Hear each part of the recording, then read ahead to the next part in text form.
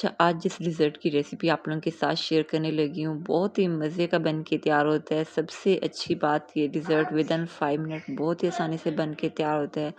बहुत ही आसान सा तरीके से बनाने का, बहुत ही मज़े का, बहुत ही डिलीशियस ही मीठा बन के तैयार होता है। जैसे कि माशाल्लाह से ईद आने वाली है, तो ये मीठा आपने अपने दस्तरख़्वान पे ज़रूर शामिल करना है, जो कि आपकी ईद को 4 चाँद लगा देगा। तो चलें जी, बिस्मिल्लाहिर्रहमानिर्रहीम, यहाँ पे कर लेते हैं इस मज़ेदार सी रेसिपी का आगाज़। अच्छा, सबसे पहले इस डिज़र्ट को बनाने के लिए आपने क्या करना है, एक खुला-सा आपने बर्तन ले लेना है, जिसमें आपने 1 लीटर फुल क्रीमी दूध आपने लेना है बगैर पानी का। साथ ही इसमें शामिल कर लेंगे, यहाँ पे मैंने ले लिया था 1 टीस्पून के बराबर इलायची पाउडर, या फिर आपने 3 से 4 इलायची इसमें शामिल कर लेनी है।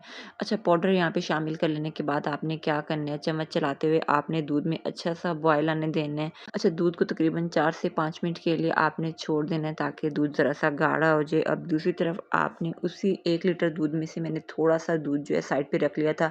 अब उसमें आपने क्या करना है, 2 चम्मच भर के आपने शामिल कर लेना है वनीला कस्टर्ड पाउडर। इसे आपने अच्छा-सा मिक्स कर लेना है, बगैर किसी तरह के लम्स के आपने एक इस तरह से अच्छा-सा मिक्स कर लेना है। अब दूसरी तरफ दूध में तकरीबन 4 से 5 मिनट यहाँ पे बॉयल होते हुए हो चुके हैं। जैसा कि आप देख सकते हैं, दूध आपको यहाँ पे ज़रा-सा गाढ़ा नज़र आ रहा है। अब इस पॉइंट पे आपने क्या करना है, जो कस्टर्ड हमने अच्छा-सा मिक्स कर लिया था, इस पॉइंट पे आपने शामिल कर लेना है। अच्छा, यहाँ पे आपने क्या करना है, चम्मच मसलसल चलाना है, ताकि किसी तरह की गुठलियाँ वगैरह बिल्कुल ना बने। अब जब तक कि हमारी यहाँ पे मिक्सिंग हो रही है, अगर तो आप मेरे चैनल पर फर्स्ट टाइम विज़िट कर रहे हैं, तो लाइक, सब्सक्राइब एंड शेयर करना मत भूलिएगा, क्योंकि आपकी बहन इसी तरह की मज़े-मज़े की यूनिक एंड टेस्टी रेसिपीज़ आप लोगों के साथ शेयर करती रहती है। अब यहाँ पे जैसा कि आप देख सकते हैं, कस्टर्ड शामिल कर लेने के बाद 4 से 5 मिनट मसलसल चम्मच चलाते हुए आपने इसे कुक कर लेना है। अब साथ ही आपने क्या करना है, इसमें शामिल कर लेना है, यहाँ पे मैंने क्वार्टर कप यहाँ पे मैंने ले ली थी रूह अफ़ज़ा सिरप।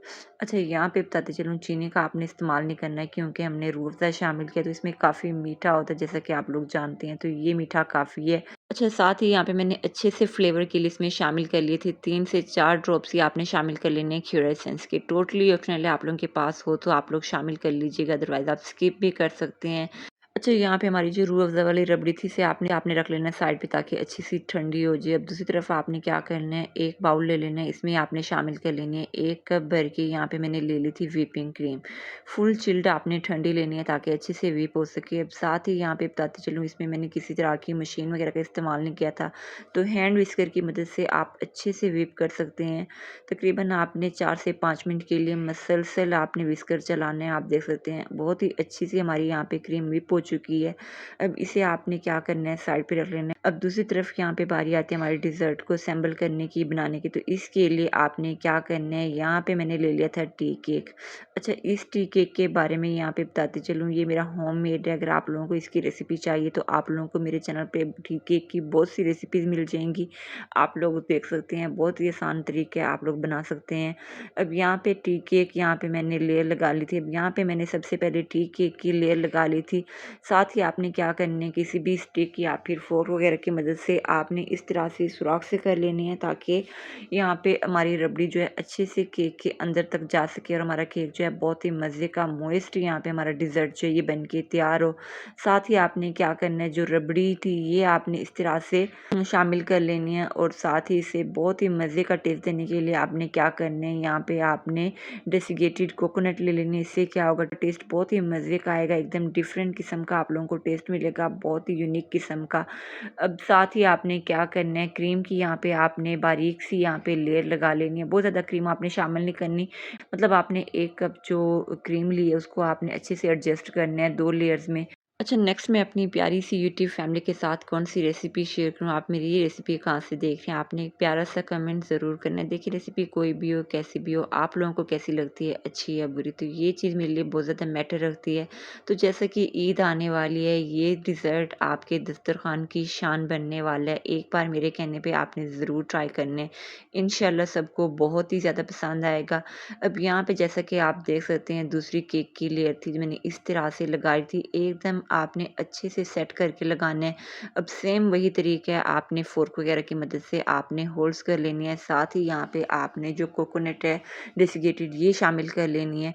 अब यहाँ पे बारी आती है रबड़ी की। अच्छा, साथ ही यहाँ पे बताती चलूँ, कोशिश करनी है आपने यहाँ पे रबड़ी जो है ठंडी शामिल करनी है, क्योंकि हमने यहाँ पे व्हिपिंग क्रीम का साथ इस्तेमाल किया है। अगर आप गरमा-गरम यहाँ पे रबड़ी लेंगे तो आपकी आपकी यहाँ पे व्हिपिंग क्रीम जो है एकदम मेल्ट हो जाएगी, पानी सी बन जाएगी।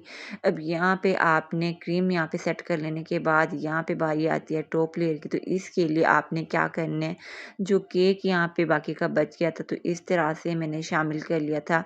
अब यहाँ पे बारी आती है इस डिज़र्ट को मज़ीद खूबसूरत और डिलीशियस बनाने की। तो इसके लिए आपने क्या करना है, यहाँ पे आपने ले लेने हैं बारीक से कट किए हुए बादाम और पिस्ते, इस तरह से आपने लगा लेने हैं। अब दूसरी तरफ यहाँ पे बारी आती है इस डिज़र्ट को सेट करने की। तो आपने क्या करना है, 1 से डेढ़ घंटे के लिए आपने फ्रिज में रख लेना है। बहुत ही अच्छे से ये सेट हो जाएगा। जैसा कि आप देख सकते हैं, 1 से डेढ़ घंटे के लिए मैंने इसे फ्रिज में रख लिया था।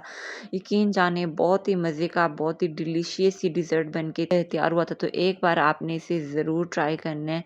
तो मेरे ख़्याल से इस मज़ेदार सी रेसिपी के लिए लाइक, सब्सक्राइब एंड शेयर करना तो बनता है। इसी के साथ मुझे दें इजाज़त। अपना ढेर सारा ख़्याल रखिएगा और मुझे भी अपनी दुआ में याद रखिएगा। अल्लाह हाफ़िज़।